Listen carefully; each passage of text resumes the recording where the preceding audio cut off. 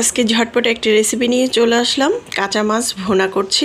প্রথমে চুলায় একটি প্যান বসিয়ে প্যানের মধ্যে তেল দিয়ে পেঁয়াজ কুচি রসুন কুচি দিয়ে দিলাম। খুব ভালো করে এগুলো ভেজে নেব। এখানে একটি তেজপাতা দিব।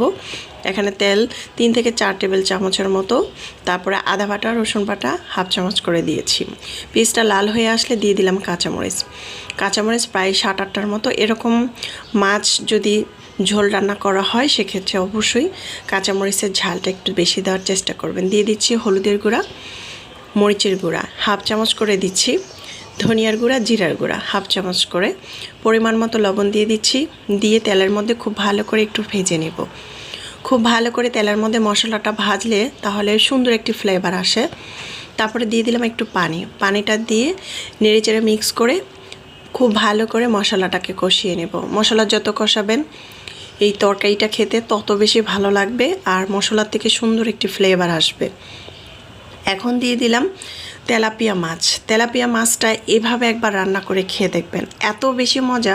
এখন আমি খুব ভালো করে কষিয়ে নেব। যত কষাবেন তরকারির ফ্লেভার মাছ খেতে তত বেশি ভালো লাগে। তাছাড়া ঝোলটাও কিন্তু অনেক বেশি মজা হয়।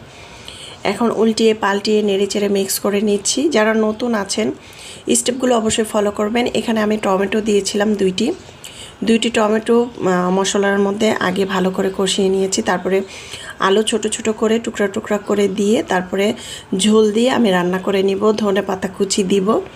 চাইলে ভাজা জিরার গুঁড়ো অ্যাড করতে পারেন, না চাইলে স্কিপ করতে পারেন, তবে ধনেপাতা দিলেই কিন্তু চলবে। তারপরে ভিডিওটা স্কিপ হয়ে যাওয়ার কারণে আর দেখাতে পারলাম না।